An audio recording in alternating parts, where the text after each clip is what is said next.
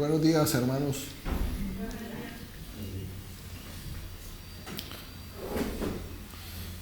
Para recordar rápidamente voy a leer un verso de cómo se obtiene la salvación, como veíamos hace un par de semanas, de que la salvación es irrevocable, que se obtiene por la gracia, por gracia somos salvos por medio de la fe, como dice Efesios 2 del 8 al 9, porque por gracia sois salvos por medio de la fe, y esto de nuevo de vosotros. ¿Qué es esto? Pues esa fe es una fe sobrenatural, una fe que Dios nos da, que es suficiente para creer y que nosotros podamos reconocer la necesidad de un Salvador. Por gracia. ¿Y qué es la gracia? Decíamos que la gracia es el favor inmerecido de Dios. Es gratuito. Es un favor gratuito que nunca vamos a merecer. De hecho, nunca podríamos llegar a ser salvos por nuestros propios méritos, por nuestras propias fuerzas o esfuerzos. Y el Señor, por dentro de su plan de salvación, estableció esto de mandar a su Hijo Jesucristo a que muriera en lugar de nosotros. Y nosotros se nos dio esa santidad de Jesucristo y a Él se le imputó esa maldad de nosotros.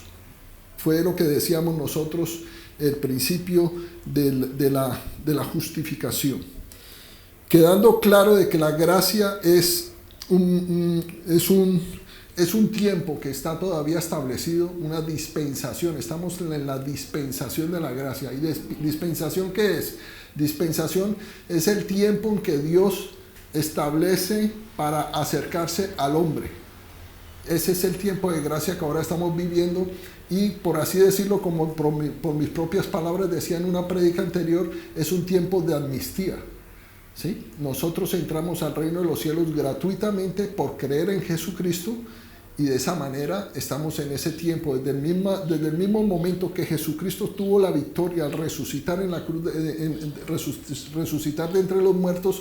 Allí empezó el tiempo de la gracia. Hay un personaje antes de esa resurrección que pues entró gratuitamente al reino de los cielos, si ustedes lo recuerdan, que es el ladrón que fue crucificado al lado de Jesucristo. Jesucristo todavía no había consumado su obra redentora y ese hombre entró primero.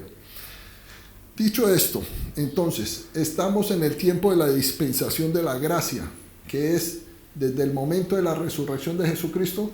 ¿Hasta cuándo? Pues vamos a ver hasta cuándo va a ser eso. Este tiempo de la gracia terminará y lo empezamos a dilucidar, a ver en Romanos 11, verso 25 al 26.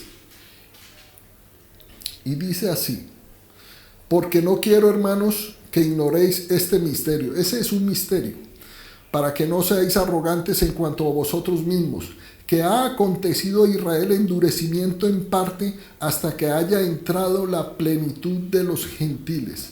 ¿Entrado a dónde? Al reino de los cielos, o obtener la salvación, mejor dicho. Verso 26, y luego todo Israel será salvo, como está escrito, : vendrá de Sión el libertador, que apartará de Jacob la impiedad. ¿Quién es Jacob? Israel. Apartará de Israel la impiedad. ¿Y qué es la impiedad? La impiedad es obviamente lo opuesto a la piedad. La impiedad es la falta de reverencia debida a Dios. Es una actitud rebelde que se opone a la sujeción y al conocimiento de Dios, y eso lo estamos viendo. Pero dice que en parte vino un endurecimiento de corazón al pueblo de Israel. Recordemos de que Jesucristo vino a los suyos. ¿Y quiénes son los suyos? Jesucristo era judío. Él vino al pueblo de Israel, que se le prometió a través del padre Abraham que de él haría una gran nación y traía libertad. Un pueblo subyugado en esa época por ese imperio romano. Y estos no lo reconocieron, no reconocieron que él era el Mesías, y lo entregaron, y ya sabemos la historia, fue entregado a ese imperio sanguinario de los romanos, y lo crucificaron y lo mataron. Entonces, como ellos no reconocieron a Jesucristo, pues Dios determinó de que ese pueblo que no lo buscaba, que éramos nosotros los gentiles, los no judíos, pues abrió esa salvación, esa gracia, esa amnistía, la abrió ya para todo el mundo, de todos los pueblos, de esos pueblos no gentiles, que somos todos los no judíos, más el pueblo judío, porque hubieron judíos obviamente que fueron salvos, los apóstoles, y de estos dos pueblos hizo uno, dice la palabra del Señor. Entonces ahí ya empezamos a ver que hasta que haya entrado la plenitud de los gentiles, allí ya será quitada esa gracia, digámoslo así, o ese tiempo de dispensación de entrada gratuita por medio de Jesucristo al reino de los cielos. Y sigamos avanzando para ir mirando cosas maravillosas sobre este tema. ¿Qué pasa con los judíos actualmente? En 2 Corintios 3, verso 14 dice lo siguiente, que es algo que a mí siempre me ha llamado la atención. Verso 14 de 2 Corintios 3 dice: pero el entendimiento de ellos se embotó. ¿Qué es embotar?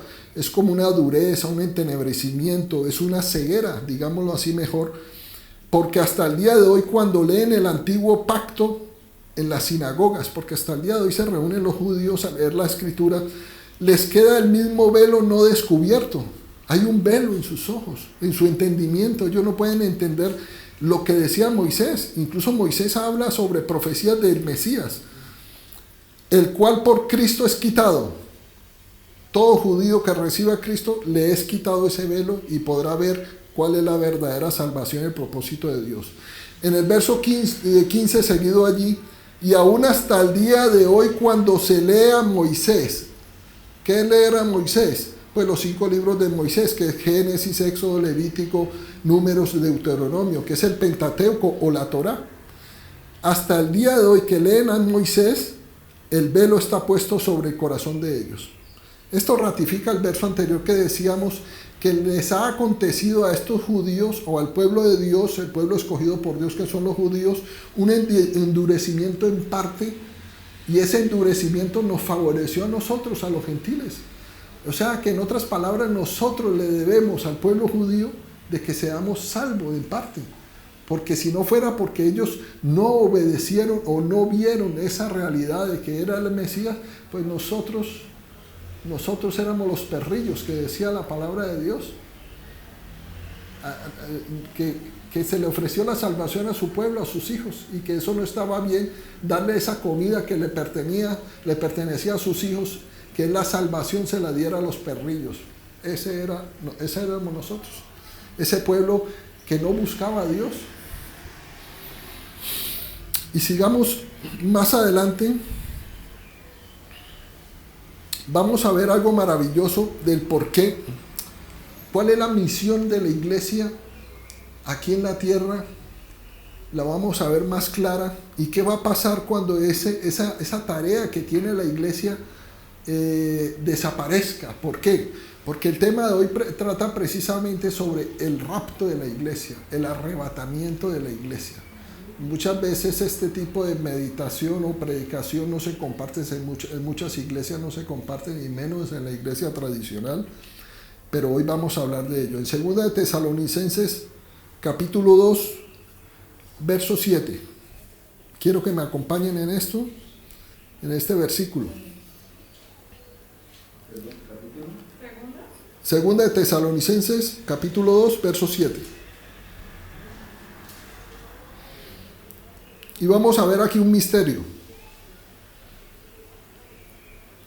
Porque ya está en acción el misterio de la iniquidad. Imagínense que aquí a Pablo habla en esa época, en este tiempo antiguo, en la iglesia primitiva, decía Pablo, segunda de Tesalonicenses, capítulo 2, verso 7, dice, porque ya está en acción el misterio de la iniquidad. ¿Qué es iniquidad? Iniquidad es desgobierno, es anarquía. Es lo que vemos ahora, todo lo que se opone y se levanta en contra de lo establecido por Dios, de sus leyes morales y espirituales, y todo lo que se levanta en contra de seguir y sujetarse a los gobiernos y a las autoridades impuestas por Dios. Esa es la iniquidad, que proviene, de ahí va a provenir lo que es la bestia, el anticristo, de ahí viene. Solo que hay quien al presente lo detiene. Está hablando del presente, ese presente en esa época de Pablo. Y ese quien es el siguiente. Hasta que él a su vez sea quitado de en medio. Yo explico este verso así de esta manera. Aquel es el Espíritu Santo que habita en la iglesia, que junto con la iglesia tiene una misión maravillosa, que es detener las fuerzas de las tinieblas. Recordemos que a la iglesia le fue dado el poder máximo, que es que las fuerzas de las puertas del infierno no prevalecerán contra la iglesia. ¿Por qué? Porque aquí habita la plenitud de la deidad de Cristo. El Espíritu de Cristo habita en la iglesia. ¿Quién? El Espíritu Santo que llegó. Recuerden que Jesucristo dijo, no se vayan de Jerusalén, quédense allí en el aposento alto. Más de 120 personas, sus discípulos, sus apóstoles, y estuvieron orando por varios días después de que Jesucristo ya subió al reino de los cielos y se sentó a la diestra del Padre. Él dijo que desde el trono del Padre enviaría el Espíritu Santo, el otro Consolador, y que recibiríamos poder cuando viniera el Espíritu Santo sobre nosotros. En Pentecostés cayó el Espíritu Santo, vino a la tierra y allí la iglesia obtuvo el poder que hoy en día es el máximo poder que existe. Y volvemos a repetir el verso, porque ya está en acción el misterio de la iniquidad, o sea, el anticristo, la impiedad, todo aquello que es pecado que se levantará en contra de la persecución contra la iglesia. Solo que hay quien al presente lo detiene, el Espíritu Santo, dentro de la iglesia, hasta que él a su vez sea quitado de en medio. ¿Quién? La iglesia con el Espíritu Santo. Verso 8, y entonces se manifestará aquel inicuo, y ahí sigue ese verso. Ese es el comienzo de la gran tribulación. Hermano, la iglesia va a ser arrebatada y el Espíritu Santo se irá con la iglesia. Y yo digo, personalmente digo que es el evento o va a ser el suceso más dramático y más poderoso que pueda haber existido en toda la historia de la humanidad después obviamente de lo que hizo Jesucristo en la cruz del Calvario, que dividió la historia de la humanidad en dos. Tanto es así que decimos que estamos en el 2021 después de Cristo. Él dividió la era. Pero el suceso de lo que va a suceder, y es que es pronto, porque va a ser porque todo ya está cumplido. El próximo suceso que va a haber es el arrebatamiento, el rapto de la iglesia.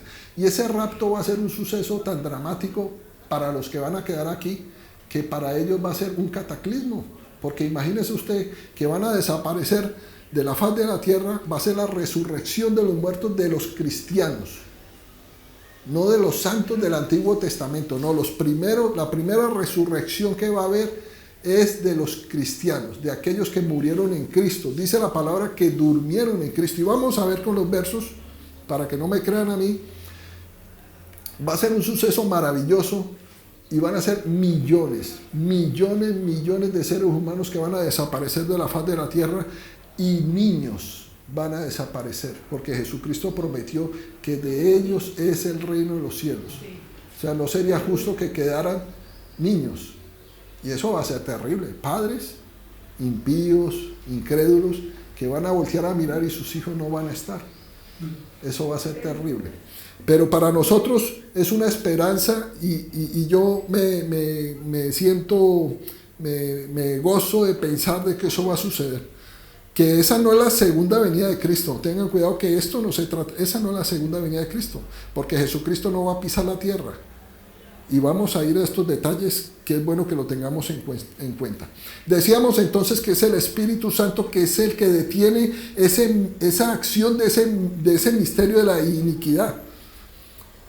Y en 1 Juan 4:4 nos recuerda que mayor es el que está en nosotros que el que está en el mundo.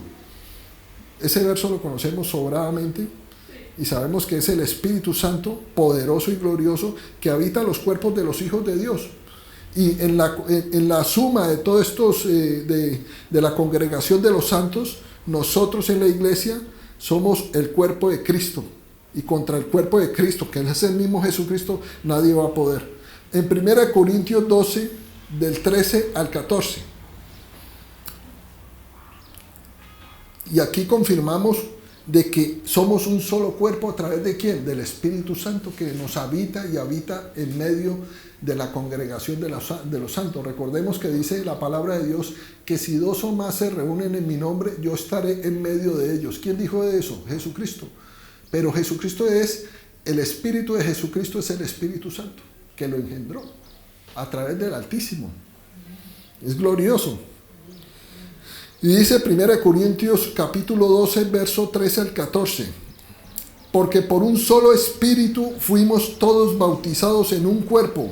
¿Cuál cuerpo? El cuerpo de Cristo, que es la iglesia. Sean judíos, lo que hablábamos, de que varios pueblos hizo uno. sean judíos, griegos, sean esclavos o libres, y a todos se nos dio a beber de un mismo espíritu, con E mayúscula. Verso 14, además el cuerpo no es un solo miembro, sino muchos. Estamos conformados por varios miembros, unidos por las coyunturas, por los tuétanos, unidos en un mismo espíritu, en un mismo sentir, en un mismo cimiento y fundamento que es Jesucristo. Y sobre ese fundamento vamos a edificar, y lo vamos a ver más adelante. Vamos entonces ahora al pasaje que habla Pablo, que le fue revelado cómo va a ser el arrebatamiento de la iglesia, el rapto de la iglesia. Y dice así en 1 Tesalonicenses capítulo 4, verso 13 en adelante. 1 Tesalonicenses 4, verso 13 en adelante. Dice así: tampoco queremos, hermanos, que ignoréis acerca de los que duermen. ¿Quiénes duermen? Los que están muertos. En este caso habla de los cristianos. Para que no os entristezcáis como los otros que no tienen esperanza, esos que están sepultados. La palabra de Dios habla de una diferencia en los que duermen y los que están sepultados, que lo veíamos en la historia que contó Jesucristo del rico y de Lázaro, que era el pobre Lázaro. Verso 14, porque si creemos que Jesús murió y resucitó, así también traerá, pongan cuidado esta frase, así también traerá Dios con Jesús a los que durmieron en él, o sea, que murieron en Cristo. Aquí de una manera enternecedora se escribe que durmieron. Pero detengámonos allí, yo voy rápidamente, que ese mismo versículo en la Nueva Traducción Viviente dice lo siguiente: pues ya que creemos en Jesús, que Jesús murió y resucitó, también creemos que cuando Jesús vuelva, Dios traerá junto con él a los creyentes que hayan muerto. Y me voy a otra traducción, porque es que quiero que observen un detalle para que no lo pasen por alto. Verso 14 también, pero en la Biblia de las Américas dice: porque si creemos que Jesús murió y resucitó, así también Dios traerá con él a los que durmieron en Jesús. Avancemos y ahora les cuento el por qué hemos leído ese verso 14 en tres versiones: en la Reina Valera, que es la que ustedes tal vez tienen allí, en la Nueva Traducción Viviente y en la Biblia de las Américas. Verso 15 de la Reina Valera que ustedes tienen ahí: por lo cual os decimos esto en palabra del Señor. O sea, Dios dice que nosotros que vivimos, que habremos quedado hasta la venida del Señor, no precederemos a los que durmieron. Verso 16, porque el Señor mismo con voz de mando, con voz de arcángel y con trompeta de Dios, descenderá del cielo, y los muertos en Cristo resucitarán primero. Verso 17, luego nosotros los que vivimos, los que hayamos quedado, seremos arrebatados juntamente con ellos en las nubes para recibir al Señor en el aire. En ningún momento Jesucristo va a tocar la tierra, porque no es su segunda venida. Y así estaremos siempre con el Señor. Entonces, hay gente que dice: ay, se murió un hermanito en Cristo, un familiar cristiano, y murió y allí está sepultado, y entran en un sueño profundo y no serán despertados sino hasta que Cristo venga. Y no es así.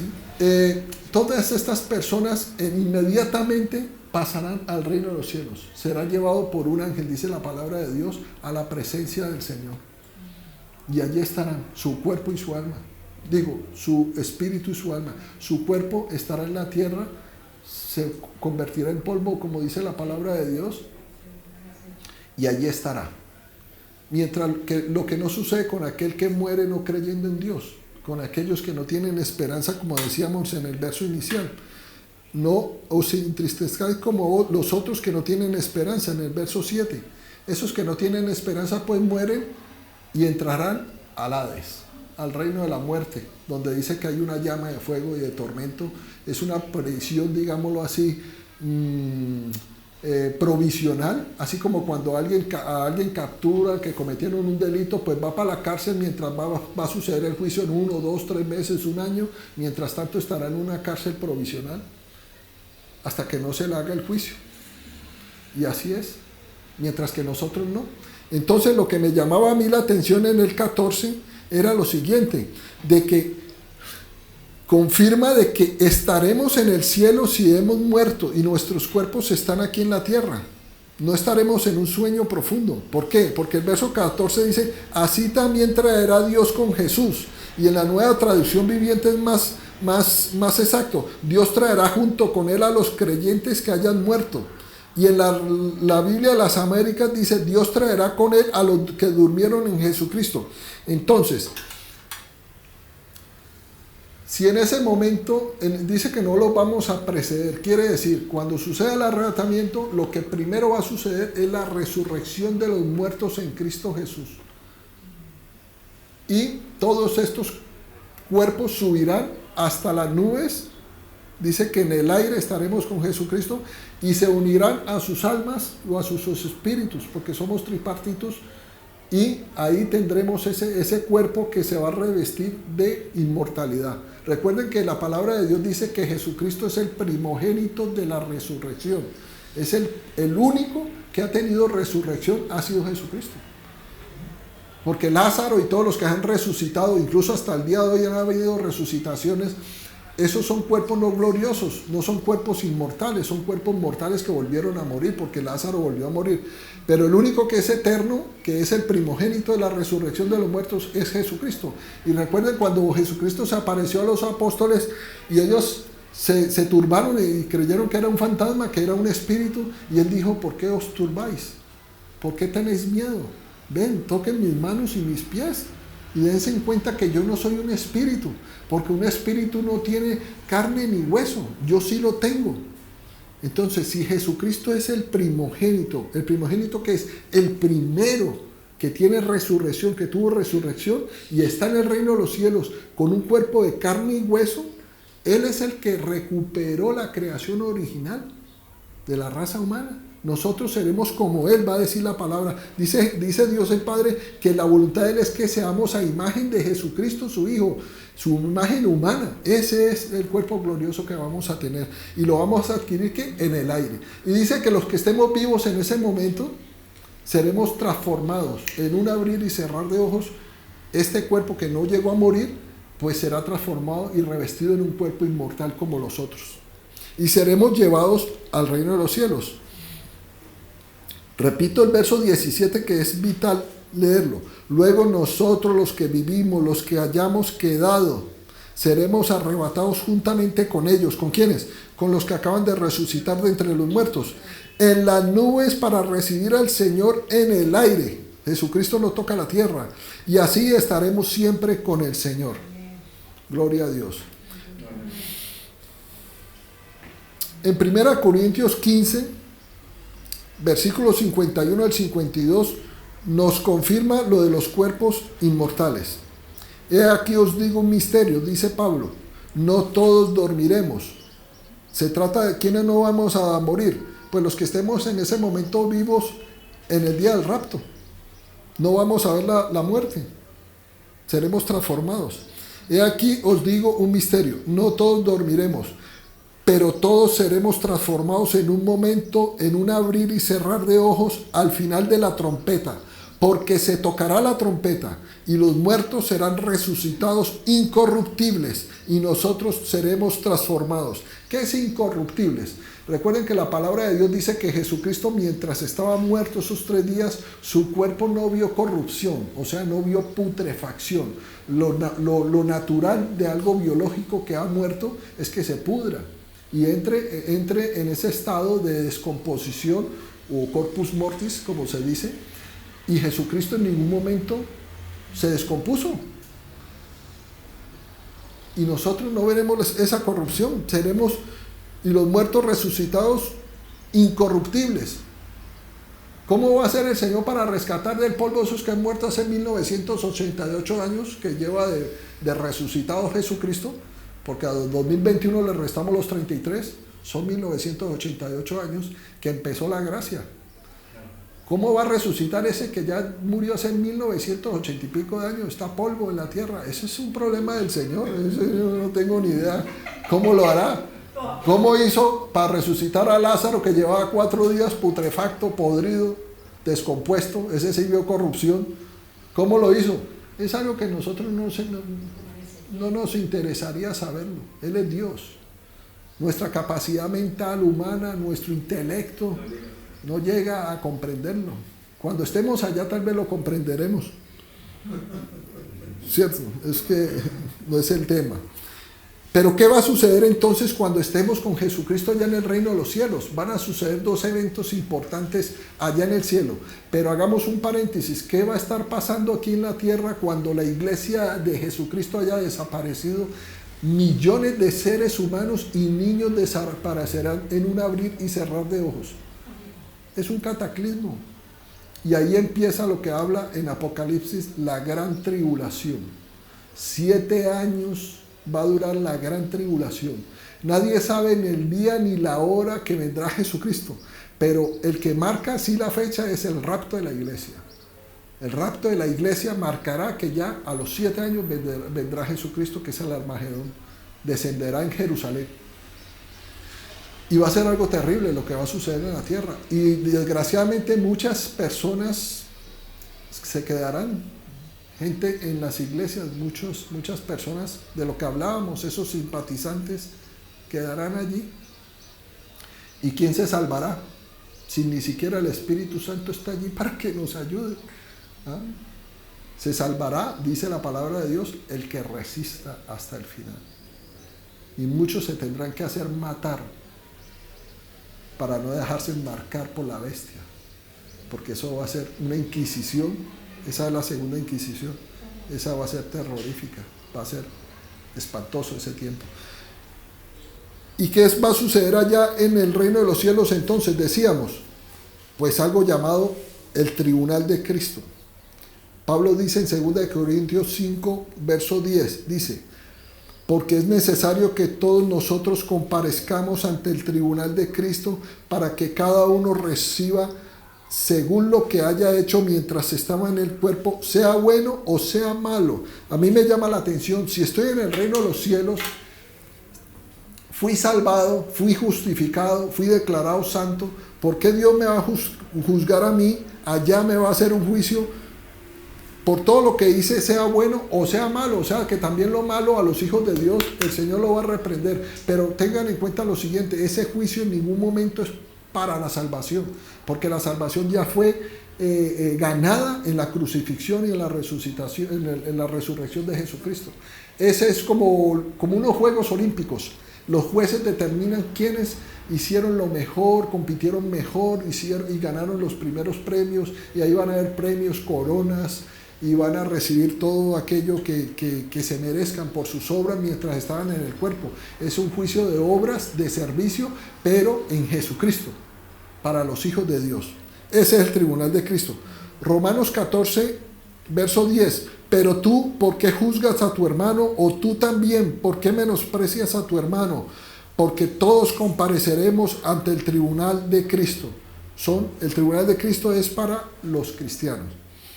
Allá entonces, durante esos 7 años que va a estar aquí la tribulación, nosotros en el reino de los cielos estaremos en el tribunal de Cristo. Estaremos entonces en el reino de los cielos durante esos 7 años de tribulación. Nosotros, los cristianos que hemos sido raptados por nuestro Señor, estaremos en el reino de los cielos, en el tribunal de Cristo y en las bodas del Cordero. Las bodas del Cordero, que dice la palabra de Dios, porque Jesucristo es el novio y su novia es la iglesia. 1 Corintios capítulo 3, verso 11. Dice así: porque nadie puede poner otro fundamento que el que está puesto, el cual es Jesucristo. Y si sobre este fundamento alguno edificare oro, plata, piedras preciosas, madera, heno o hojarasca, la obra de cada uno será manifiesta, porque el día la declarará, pues por el fuego será revelada y la obra de cada uno, cual sea, el fuego la probará. Verso 14. Si permaneciere la obra de alguno que sobreedificó, recibirá recompensa. Estamos hablando del tribunal de Cristo aún. Esto es lo que va a pasar. Versículo 15. Si la obra de alguno se quemare, él sufrirá pérdida, si bien él mismo será salvo. En ningún momento ese juicio del tribunal de Cristo es para juzgar una salvación. No, ya estás en el reino de los cielos.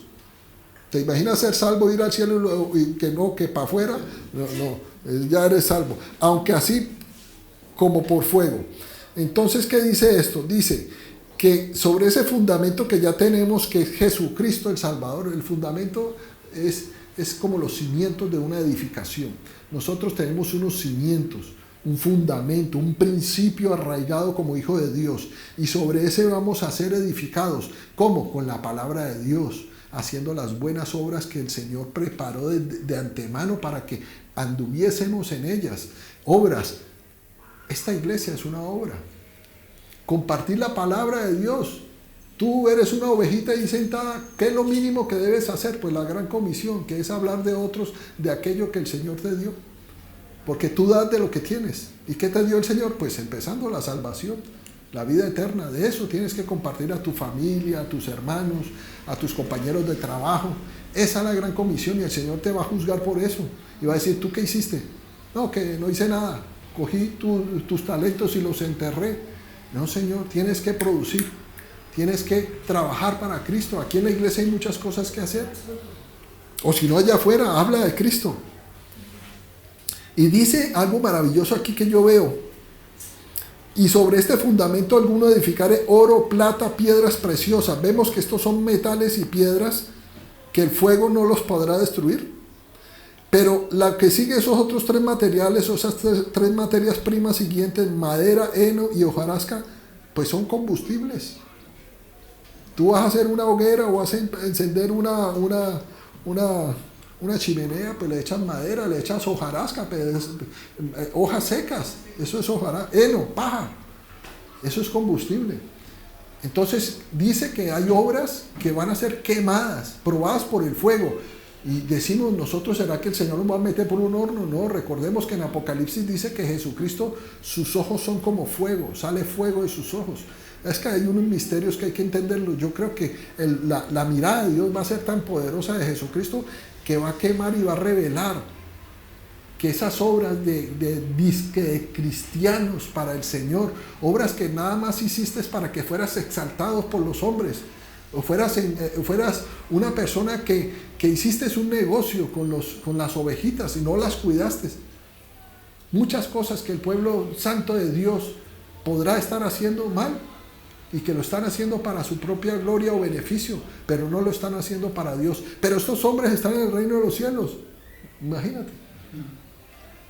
O sea que por eso es que nosotros, como decía yo en una predicación anterior, que vemos esas obras, estos hombres que tienen iglesias gigantes y están haciendo cosas con el evangelio y están hablando del evangelio de la prosperidad, pero son tenidos en cuenta como hijos de Dios también. ¿Por qué? Porque el Señor lo dijo, que nosotros no podemos prohibirle a esas personas que compartan de Cristo, porque el que está con Jesucristo está con Él, no está contra Él. Entonces, ¿por qué la iglesia no pasará por la gran tribulación? Con solo eso yo me siento feliz de saber que yo y mi familia, mis hijos, porque esas son mis generaciones que van tras de mí, 1000 generaciones, el Señor las va a guardar de esa gran tribulación. Y hay unos versículos maravillosos donde Dios promete eso. Y dice, en Lucas 21, verso 36, velad pues en todo tiempo orando. ¿Esto qué es? El lugar secreto. ¿Dónde tú velas orando en todo tiempo? En el lugar secreto. El lugar secreto te lleva a lo siguiente: para que seáis tenidos por dignos de escapar. ¿Cómo yo me hago digno del Señor? ¿Cómo yo soy ese verdadero cristiano que hablábamos? ¿Por qué? Porque es que hay unos falsos cristianos que en la realidad no tienen la salvación. son personas que vienen a la iglesia, son simpatizantes, pero todavía tienen esa naturaleza y no han nacido de nuevo. En la realidad no han creído en Jesucristo el Salvador. ¿Cómo vemos la diferencia? Aquel que busca de Dios todos los días, aquel que anhela buscar ese cambio y que Dios nos meta en ese camino de santidad.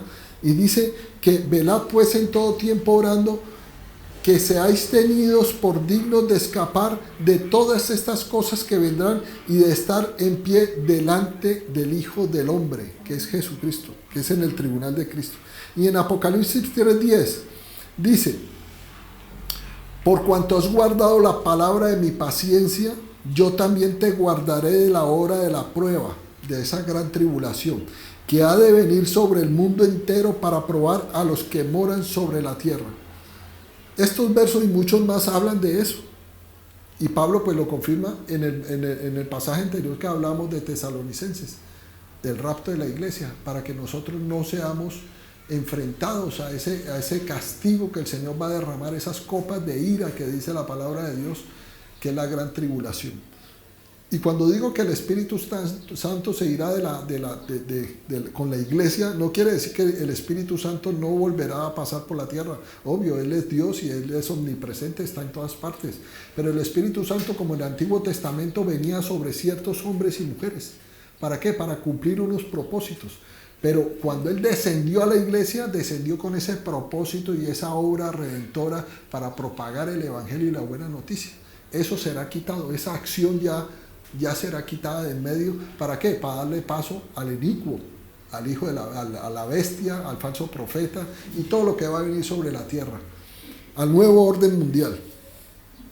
Pero ¿por qué Dios ha sido tan maravilloso con nosotros y nos escogió? Y vamos a ver aquí algo maravilloso, que es lo que más me ha encantado a mí de esta meditación, y es la predestinación que veníamos hablando.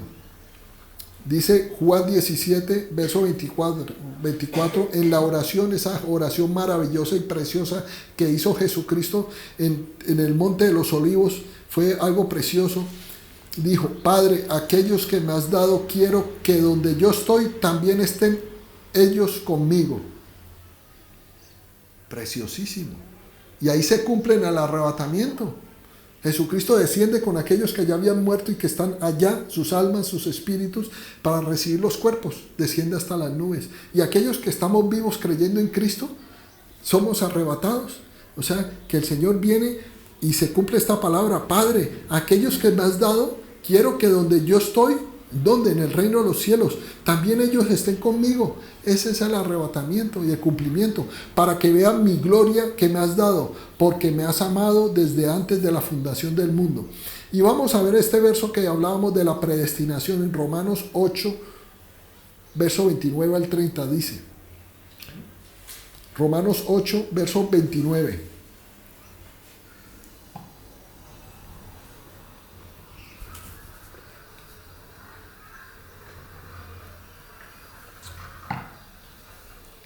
Y dice: porque a los que antes conoció, también los predestinó para que fuesen hechos conforme a la imagen de Jesucristo, a la imagen de su Hijo.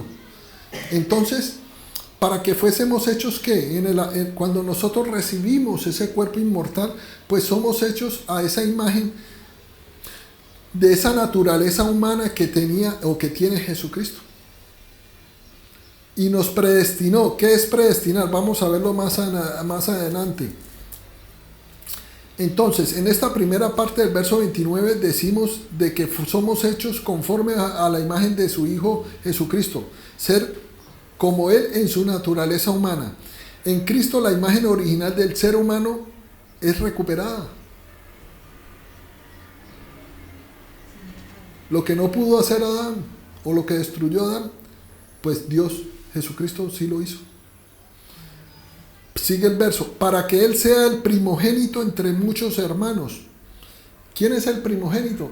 El mayor, el primero. Jesucristo, el primer hijo.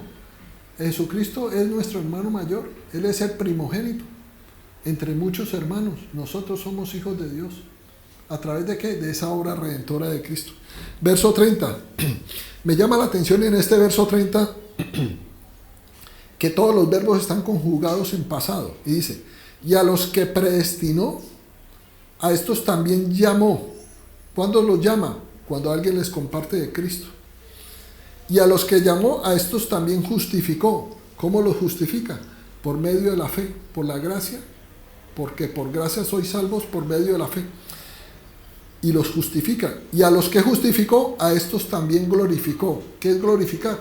Resurrección, cuerpos de gloria, revestidos de inmortalidad para vivir para siempre en cuerpo, alma, cuerpo y espíritu. Porque la creación de Dios no va a ser destruida. Volverá a su estado original.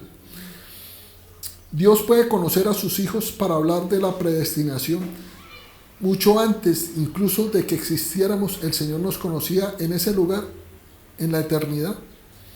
Ese es algo que se le llama en la teología la presciencia. O sea, el preconocimiento de Dios. Dios conoce el futuro. Pero ¿por qué hemos sido escogidos y para qué hemos sido escogidos? En Efesios 1, verso 5 en adelante dice, mejor, verso 4. Efesios 1, verso 4. Según nos escogió Él antes de la fundación del mundo para que fuésemos santos y sin mancha delante de Él. Imagínate, Dios nos escogió incluso antes que existiéramos o tuviéramos un cuerpo aquí en la tierra. Dios nos conocía en el Espíritu. Incluso dice antes de la fundación del mundo, antes de la creación. Y recordemos que Jesucristo fue inmolado desde antes de la fundación.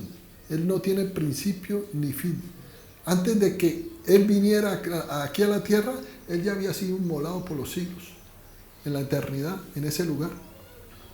Dios vive en un lugar que es la eternidad. No hay tiempo. No hay pasado, presente ni futuro. Es un misterio difícil de entenderlo. Nosotros no podemos entender eso. Verso 5. En amor, habiéndonos predestinado para que seamos adoptados hijos suyos por medio de Jesucristo, según el puro afecto de su voluntad. El puro afecto de su voluntad es por su amor, porque Él lo quiso así. Verso 6. Para alabanza de su gloria. Ese es el motivo por el cual que confirmamos ahora en otro verso que nosotros, el Señor hizo al ser humano, al hombre, para alabanza de su gloria. Ese es el propósito de los hijos de Dios, alabar a Dios. Para alabanza de su gloria, de su gracia, con la cual nos hizo aceptos en el amado. ¿Quién es el amado? El amado del cielo, Jesucristo. Verso 7, en quien tenemos redención por su sangre, el perdón de pecados según las riquezas de su gracia. Verso 8, que hizo sobreabundar para con nosotros en toda sabiduría e inteligencia. Verso 9, dándonos a conocer el misterio de su voluntad según su beneplácito, o sea, el puro afecto de su voluntad, el cual se había propuesto en sí mismo. Verso 10, de reunir todas las cosas en Cristo en la dispensación del cumplimiento de los tiempos. Lo que hablábamos, esa dispensación de la gracia, ese tiempo de acercamiento de Dios hacia los hombres. Así, las que están en los cielos como las que están en la tierra. Verso 11, yo podría interpretar que eso de las que están en los cielos como las que están en la tierra, esas cosas, pues podemos hablar de que estas personas, estas almas y estos espíritus allá con Jesucristo, ¿sí?, los hizo real y los unió en Cristo, los cuerpos mortales, y los volvió inmortales. Estas dos cosas, dice, así las que están en los cielos como las que están en la tierra. Verso 11, en Él asimismo tuvimos herencia, habiendo sido predestinados conforme al propósito del que hace todas las cosas según el designio de su voluntad. Verso 12, vuelve y repite, a fin de que seamos para alabanza de su gloria, como decía en el verso 6. ¿Cuál es el fin de nosotros? El propósito principal, alabar a Dios. Nosotros los que primeramente esperábamos en Cristo. Y recordemos un verso que vimos en la predicación anterior de que nosotros, nuestra salvación es irrevocable. Dice 1 Pedro 1, verso 5. Sois guardados por el poder de Dios mediante la fe para alcanzar la salvación. Nosotros somos guardados. Si fuimos predestinados, ¿Cómo se logra esa predestinación que estableció el Señor? Pues ahora la vamos a ver. Dios decidió conocernos antes de la fundación del mundo en amor, por su amor. Lo hizo cuando nosotros ni siquiera habíamos nacido. Y mucho menos ni siquiera cuando había empezado a existir la creación. El Señor ya nos amaba. Es que es un misterio tremendo. Dios nos conoció de antemano solo por amor. Solamente por amor, por el puro efecto de su voluntad. Y no se basó en que nosotros hiciéramos algo, o fuéramos a hacer algo, o pensáramos hacer algo. O sea que las obras ni siquiera se tuvieron en cuenta, porque es que no existíamos. Por eso es que nosotros decimos que la salvación, que es la misma predestinación para ser salvos, no tiene nada que ver con nosotros. Es el puro afecto de Dios. Dios ya estableció y predestinó, este es tal persona y yo lo tengo para mí. ¿A través de qué? De Jesucristo. Pero decíamos que esa fe es un poder sobrenatural de Dios para que tú creas. Y cuando alguien se te acerca, porque ese es el llamado de Dios, tú, como eres predestinado, reaccionas. Y ese poder de Dios está en ti o viene sobre ti y dices, sí, yo creo. Pero ya eres predestinado. Nadie puede decir que la salvación se puede perder, porque si se perdiese, en la realidad esa persona no era predestinada, no era escogido. Muchos son los llamados, pocos los escogidos. Y esto, lo de la predestinación, Pablo lo decía allí en la palabra de Dios, lo dice, pero no para enseñarlo. Él lo contaba como algo que ya lo suponían los romanos, porque fue una carta dirigida a los romanos. Y dice, y sigo diciendo con estas notas que tengo, la razón por sí mismo es por amor, por su gracia. Es un favor inmerecido. Es la misma naturaleza del Padre. Es un Padre eterno. Es Dios. Y lleno de amor. Y decidió asignarnos un fin específico. Decidió salvarnos eternamente y lo hizo cuando nos predestinó. Eso es una decisión potestativa de Dios. Pero entonces, para resumir y cerrar ya esta predicación, ¿qué es la predestinación entonces? Predestinación es establecer con anterioridad, anticipadamente, un destino. Eso traduce esa palabra. Pero en la salvación es poner un cerco. Imagínate, antes de que incluso existiera la creación, Dios colocó un cerco espiritualmente y estableció unos límites para nosotros, para que no pudiéramos salir de él. Nos encerró en un redil. Cuando tú amas una ovejita, la encierras en un cerco y la sacas a pastar, pero siempre estás ahí vigilante. Por mucho que quisieras salir de ese cerco de Dios, que es inconmovible, no podrías perderte. Esa es la predestinación, y para mí eso es algo glorioso y maravilloso. Y debe traer alegría y gozo y paz. Y de nuestra parte debemos tener ese corazón agradecido de que estamos seguros que somos salvos y vamos a llegar a la meta.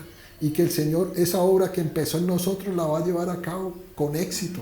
No seremos perfectos aún, pero por lo menos nuestro corazón está agradecido y lo buscamos en amor, en el lugar secreto todos los días. ¿Para qué? Para agradarle. Tenemos que agradarle a ese Padre bueno para que siga ayudándonos y que tengamos, por lo menos en esta vida que hay sufrimiento, tengamos una buena vida y una buena vejez y durmamos en Cristo. Y si viene Cristo antes y estamos vivos, pues seremos transformados y no veremos la muerte.